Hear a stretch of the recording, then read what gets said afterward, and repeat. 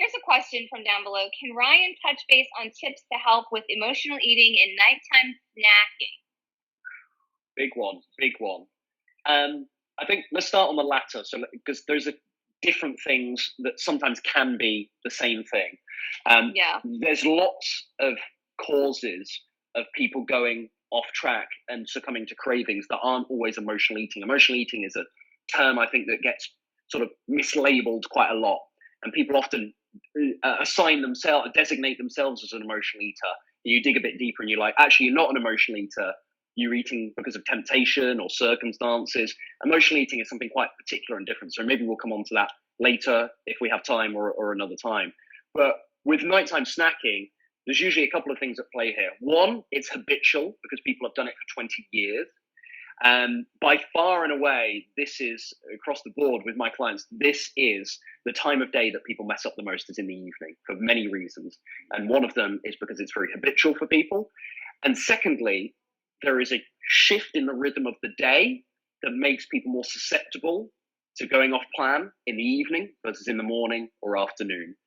Again, this is a rule of thumb. There are exceptions, but there is a shift to the rhythm of the day. And this is probably the most important bit of advice I could give to this person.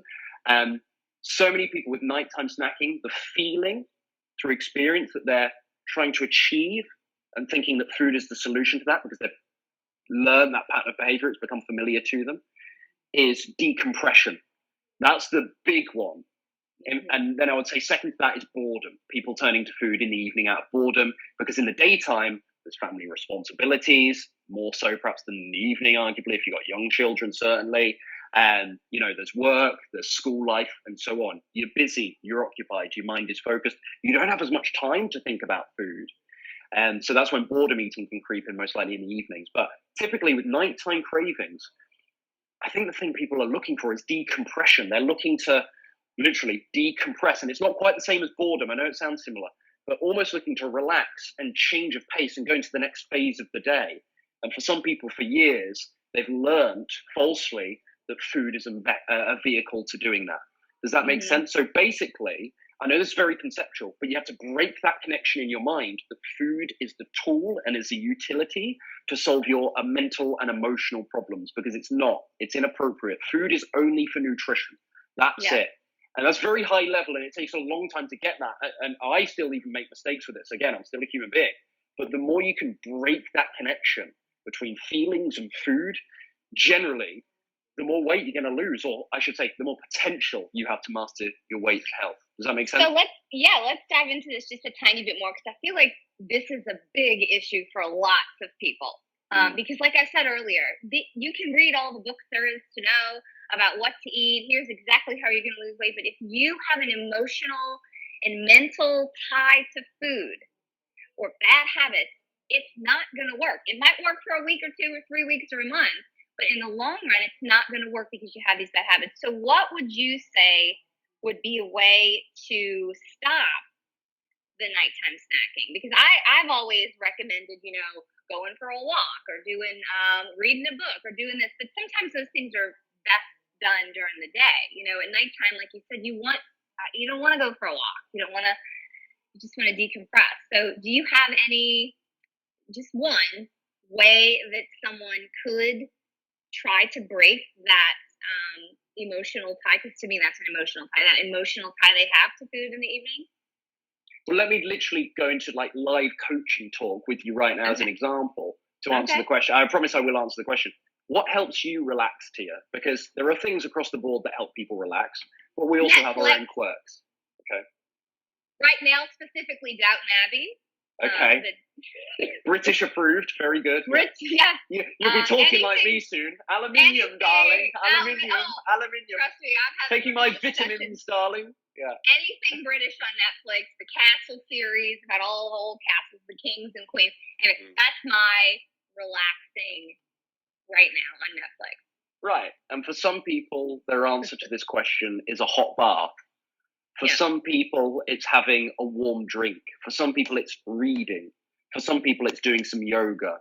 You basically have to find appropriate tools to take you into that new, like I said earlier, phase of the day and match the rhythm of the day that don't involve food. Or if they do involve food, they're at least good foods for the time being. Healthy substitutions is a bit of a grey area. It's a bit sticky, so I don't want to go into that too much, because healthy substitutions, despite contrary belief, can be very dangerous. Sounds dramatic, but it's true. Because ultimately, again, this is still an emotional thing where you need to appropriately get to the next stage of your day without thinking there's some deficiency there, right? You just need to ultimately be able to take it on the chin and move to the next portion of the day with nighttime cravings. Or if it's stress or boredom eating, another form of emotional eating, you need to correctly be able to manage your behavior rather than looking for external things to fix those overwhelming, uncomfortable feelings. The thing with emotional eating is it's so, feelings, uncomfortable ones, they're so overwhelming that you get erratic. You can see this in people's body language when they get stressed or when they're bored. They get erratic. They're like going to the fridge, or they're like get on the vending machine. They have an argument with their boss and they're straight to the vending machine. Their whole posture changes. Just watch me there, the difference, because I was trying to embody it. The difference is huge. So you need to basically, as clinical and as ruthless as it sounds, you need to be able to just let the emotion do its work, because emotions and feelings, they're there for a reason. They tell you what to do next. We don't have emotions and feelings for no reason. That'd be ridiculous. They are here for a reason. And so you need to channel and listen to those things. The problem is every time you go for food, when you feel in a tough spot, and it's not down to physical hunger, but emotional hunger, you stuff down and you ignore. You can't be at one with those feelings, so you don't learn what you need to learn. The reason why you feel uncomfortable and maybe turn to food in the evening is because you think food is going to help you decompress. What you really need to do is just sit still and decompress.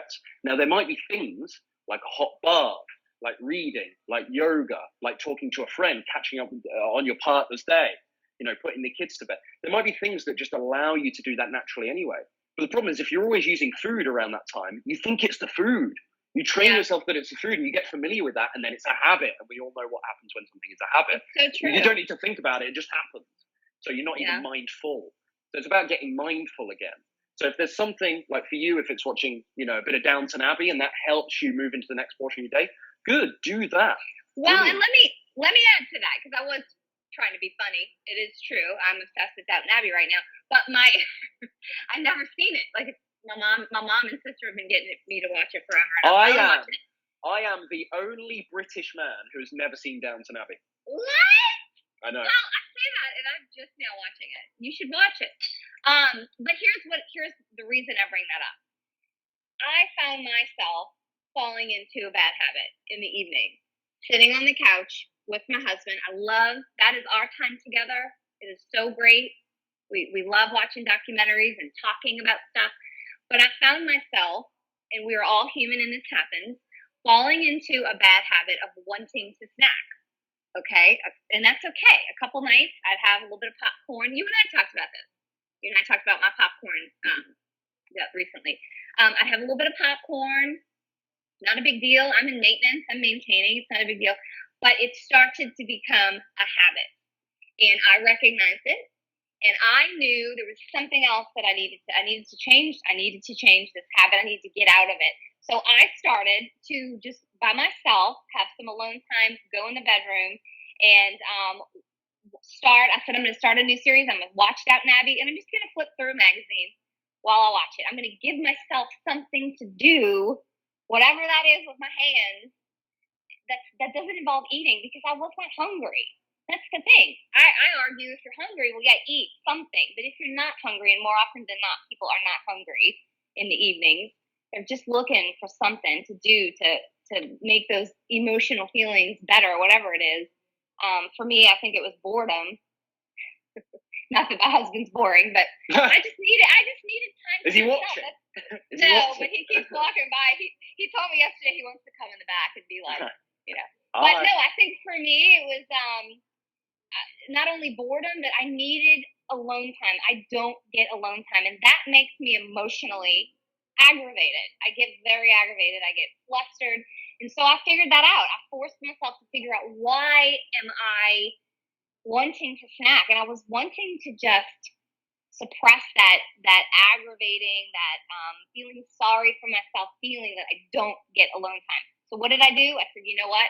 I love you, Jordan. I love our time together, but I need alone time. And if it's only in the evenings, that's going to have to be okay right now.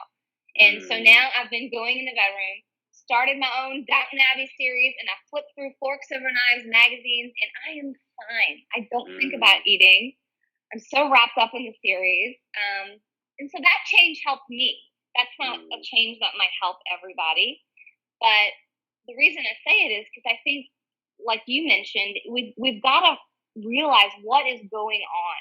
Why are we reaching for food? If we're truly not hungry, why are we reaching for food? And what can we do to fix that emotional void, hunger, whatever it is? Yeah. Whatever it is. What can we do to fix it? So for me, that's what it was. Sorry.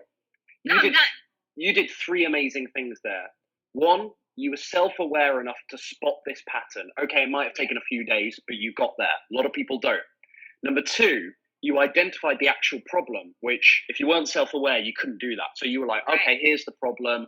You know, I'm getting aggravated. Sometimes when I'm around people, that doesn't help either. I think I need to go and withdraw into myself for a little while and have that introspection and just chill out. And then 3, you made a plan. Self-awareness, identified the actual problem, made a plan to fix it. And it sounds like it's working. So good for you. Absolutely. That's the process that people need to go through. That's why I highlight those things. It's so great. I have a nighttime snack in like 2.5 weeks. And I'm fine. You're alive. I don't need it. I'm alive. I don't need it. And now, let me ask you this. I got rid of that bad habit. Yes. Because you actually sat with your emotions and you listened to them and you allowed them to guide you rather than distracting with food or with other vices, alcohol, cigarettes, whatever. Because you actually allowed yourself to sit with them. And you might say no to this, but it's a good test. Is your mood... Hold on real quick, but... Okay, thank you. Sorry. Jordan. The suspense is huge. Okay, is my mood... Is your mood better now, day to day? Absolutely. I am not. Because you process the emotion. Yes, I have more patience with my kids, with my husband. Because, for me, if I don't process that emotion, if I'm feeling sorry for myself, I am not the best mom. I'm not the best wife. I'm going to be honest. I'm yelling a lot. I'm aggravated. I'm feeling sorry for myself. And those are the things that always, for me, would make me reach for food when I'm not hungry. So, I think doing the coaching with you helped me realize why I was reaching for food and how I can recognize it and making a plan to get out of it. That's the thing. There's no plan. What's going to change? What's going to change if there's no plan? You can hope and wish all day long, but if you're not acting on it, if you don't have a plan of how to get to A to Z, this isn't very vegan to say, but my sales manager used to always say, you can't eat an elephant one bite. Right. You're not doing it. You have to take small bites to get there. You have to have a plan. So anyway, That's brilliant. That was good. That was a great question that person asked. Yeah, it was. Thank you.